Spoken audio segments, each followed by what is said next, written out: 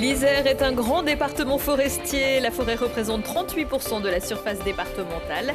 l'Office national des forêts, qui s'occupe des forêts publiques, pratique des opérations de martelage avant coupe, comme dans la forêt des Vouillans, entre Fontaine et Cessiné-Parisé. Vorep a désormais sa station d'autopartage pour proposer une alternative à la voiture individuelle. Le service Cities vient d'installer un véhicule, bientôt deux, sur le parking Siran.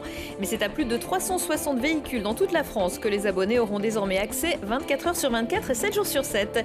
Et puis Octobre Rose pour sensibiliser sur les cancers féminins et Mars Bleu pour parler du cancer colorectal. Chaque année, il fait en moyenne 17 000 décès. Des opérations de sensibilisation et d'information ont lieu tout le mois, comme il y a quelques jours au groupe hospitalier mutualiste. Bonsoir à tous, ravi de vous retrouver dans ce JT du lundi 21 mars 2022. Du lundi au vendredi, l'essentiel de l'actualité du Grand Grenoble. C'est aujourd'hui la journée internationale des forêts. Rajeunir les arbres, sécuriser les abords du chemin, assurer un bon développement de la forêt et l'approvisionnement de la filière bois-énergie. Pour s'occuper des 100 hectares du bois des Vouillans, Grenoble-Alpes Métropole peut compter sur l'ONF. Tous les 3 ans, ce sont en moyenne 320 mètres cubes de bois qui sont prélevés. Laurie Baillet a assisté à une opération de martelage. Avec une hachette, un marteau forestier et une bombe de peinture, Christian martèle les arbres à prélever ou à conserver ici au cœur de la forêt des Vouillans. Il travaille à l'Office national des forêts et entretient depuis 2013 ses 71 hectares de feuillus. Un arbre, il a besoin d'eau, de terre et de lumière. La qualité du sol, elle est ce qu'elle est, on n'y peut rien. L'eau, il pleut ou il pleut pas, on n'y peut rien. Par contre, la lumière, on peut jouer sur la lumière. En gros, c'est la seule action qu'on fait réellement, améliorer la lumière pour les arbres qui sont autour et aussi de la lumière au sol pour avoir ce qu'on appelle des semis, c'est-à-dire de jeunes arbres qui vont pousser grâce à cette lumière. On essaye d'avoir tous les âges représentés sur la parcelle, ce qui ne vient pas naturellement. Ça, c'est quelque chose qu'on recherche, donc il y a une action derrière. Transformés principalement en bois de chauffage, ces arbres sont fragilisés par le changement climatique. L'ONF sélectionne donc les essences en fonction de l'altitude de la forêt et de leur résistance aux hausses des températures. La forêt n'a pas besoin de l'homme pour pousser. Par contre, nous, notre travail, c'est d'imiter la nature et de hâter son œuvre et de faire en sorte qu'on ait les plus jolis arbres, le plus grand nombre d'arbres possible, parce que c'est ce que, en tout cas, les études scientifiques nous montrent. Plus une forêt est diversifiée, en essence, notamment en diversité d'essences, donc ce que vous citez, les érables, les hêtres, le charme, le merisier, le frêne, j'en passe, plus une forêt est résistante et résiliente face au changement climatique. Et ça, c'est super important. Entre plaine et première hauteur du Vercors, le bois des Vouillans est le principal poumon vert de l'agglomération grenobloise. Et le département de l'Isère a lancé de son côté il y a quelques jours le projet Un arbre, un habitant qui prévoit de planter plus d'1 million d'arbres sur le territoire d'ici 2028, principalement dans les forêts publiques ou privées, un budget de 14 millions d'euros. Le développement durable et la diminution des polluants, ça passe aussi par la baisse du nombre de véhicules en circulation. Ne plus payer régulièrement d'assurance, l'essence ou encore l'entretien d'une voiture, ça a aussi des avantages dont peuvent désormais bénéficier les Vorépins et Vorépines grâce au système Cities. Charlotte Faulkner.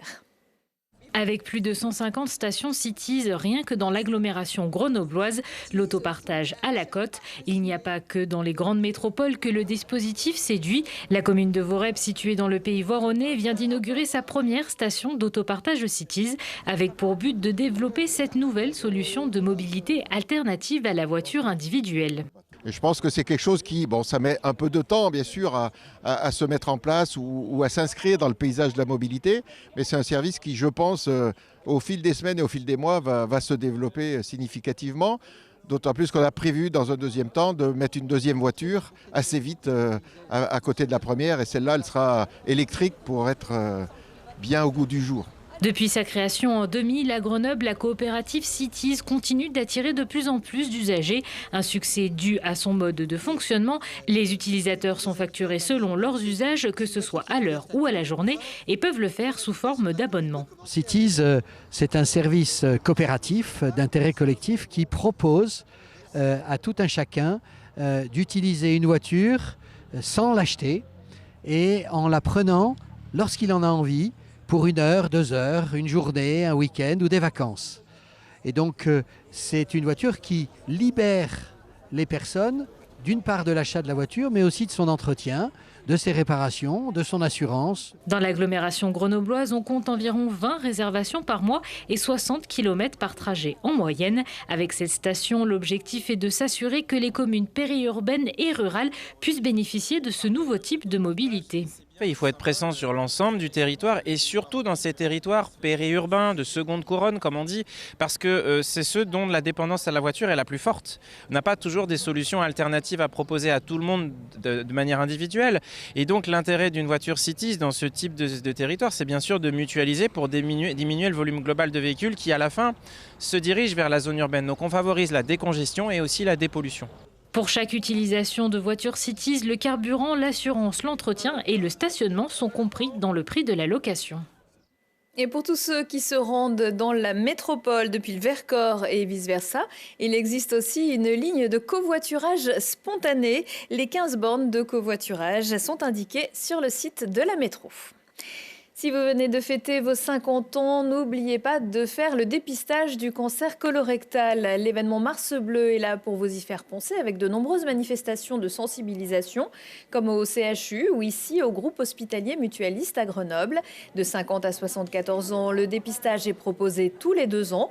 Les autotests sont négatifs dans 96% des cas. Pour les autres, il faut passer par la coloscopie, un examen qui se pratique en ambulatoire. Ce n'est pas très agréable, mais ça peut vous sauver la vie. Il faut savoir que c'est le 2e cancer le plus meurtrier en France. Il touche environ 16 à 17 000 personnes, tout confondu hommes et femmes. Sachant que c'est un cancer qui peut être guéri dans 9 cas sur 10 s'il est détecté tôt. D'où l'importance du dépistage. Là, on voit la progression d'endoscope. Là, c'est une coloscopie normale. Mais on peut avoir des polypes, ce qu'on appelle c'est des excroissances qui peuvent être bénignes ou malignes, qu'il faut enlever de toute façon pour pas qu'elles dégénèrent.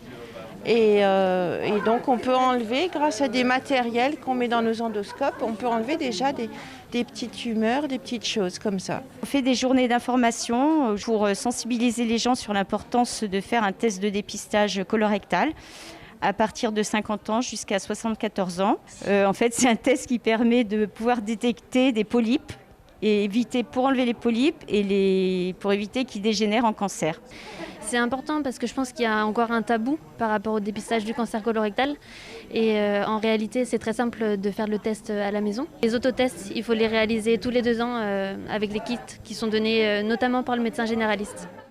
Et pour limiter le risque de cancer colorectal, les médecins recommandent de limiter la consommation de viande rouge et de charcuterie. Le tournoi des 6 nations, c'est fini. Si la compétition a été remportée avec brio par les Français, ce ne sont pas les seuls à s'être fait remarquer ce week-end, à commencer par un certain Ange Capozzo. Il éclipserait presque le grand chelem des Bleus. Ange Capozzo révèle son talent unique au monde entier. Une semaine après ses 2 essais face à l'Écosse, il sert une course qu'on connaît bien ici à Grenoble, avec cet instinct capable de renverser tout un match qui ouvre la voie à Padovani et offre la victoire à l'équipe d'Italie. La première depuis 2015 aux 6 nations. Victoire d'1 point et en toute fin de match face au Pays de Galles. La perf de Capozzo saluée par le Gallois Josh Adams, élu homme du match, qui refuse cet honneur et remet son trophée aux Grenoblois.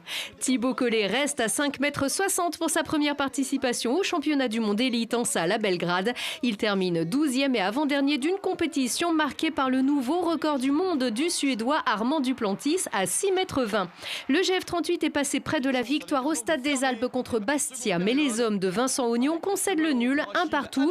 C'est un magnifique Achille Anani qui avait ouvert le score pour Grenoble à la 52e minute. Le Cardinal égalisé 20 minutes plus tard. Le GF38 n'a pas perdu depuis 4 matchs. Il gagne une place au général, désormais 16e, mais à 2 points seulement de la zone rouge.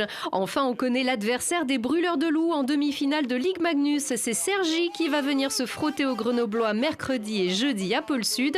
Cergy, qui vient de battre Amiens en 6 matchs, détient la 2e meilleure attaque derrière Grenoble et ses 200 buts en saison régulière. Avantage sur le papier pour Grenoble qui a gagné ses 4 matchs sur 4 cette saison contre Cergy. Et dans G-Sport, à 19h15 et 21h15, Lucille Dailly recevra l'ancien footballeur Jérémy Clément, qui entraîne maintenant Bourgoin, ainsi que Julien Bellac et Christophe Tartari, qui terminent leur carrière chez les Brûleurs de Loups. Quelques idées de sortie à présent. Initier les plus petits à la culture, à la découverte et créer l'émerveillement. C'est la Semaine nationale de la petite enfance à laquelle participe notamment la commune de Visil. Du théâtre burlesque, d'ombre et de papier, un spectacle musical ou un bal chorégraphique. Et au programme de Petit mot mardi, clic de la compagnie Scapa à partir de 18 mois.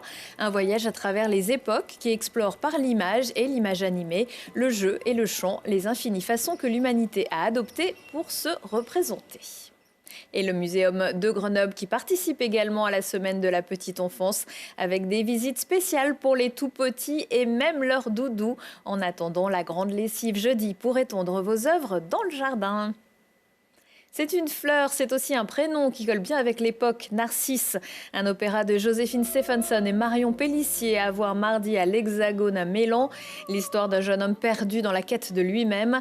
La construction de cette identité, le rapport à l'image, à soi et au groupe constitueront dès lors le fil directeur de l'œuvre. Un défi bien réel dans notre monde contemporain où foisonnent les outils numériques.